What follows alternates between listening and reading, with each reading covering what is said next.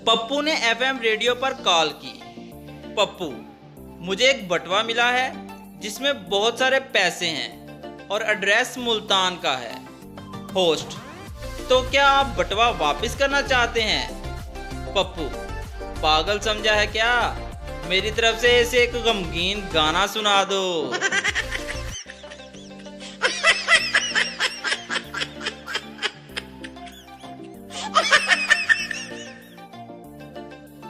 एक लीडर साहब तकरीर कर रहे थे और तकरीर लंबी होती जा रही थी, जिसकी वजह से लोग उठ उठ कर जा रहे थे।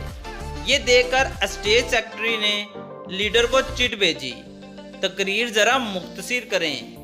लीडर ने कहा, बस थोड़ी सी रह गई है। हाल में से आवाज आई, हम भी थोड़े रह गए हैं।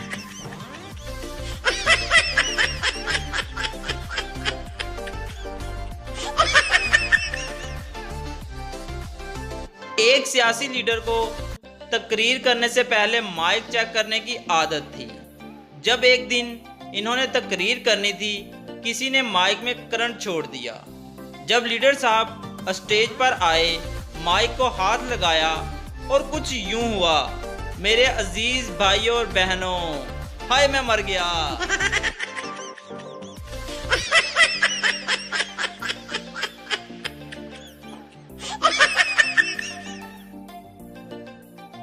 अगर मैं तुम्हें 2 खरगोश दूं और 2 खरगोश फिर दूं तो तुम्हारे पास कितने खरगोश हो जाएंगे? एक उस्ताद ने बच्चे से पूछा। बच्चे ने जवाब दिया, 5। नहीं, गौर से सुनो।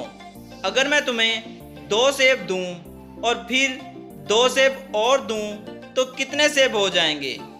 बच्चे ने कहा, 4। अब बताओ, अगर मैं तुम्हें 2 खरगोश दूं और फिर 2 खरगोश और दूं तो तुम्हारे पास कितने खरगोश हो जाएंगे? बच्चे ने कहा, 5। भला वो कैसे? उस्ताद ने गुस्से से पूछा। बच्चे ने कहा, इसलिए कि मेरे पास 1 खरगोश पहले से है।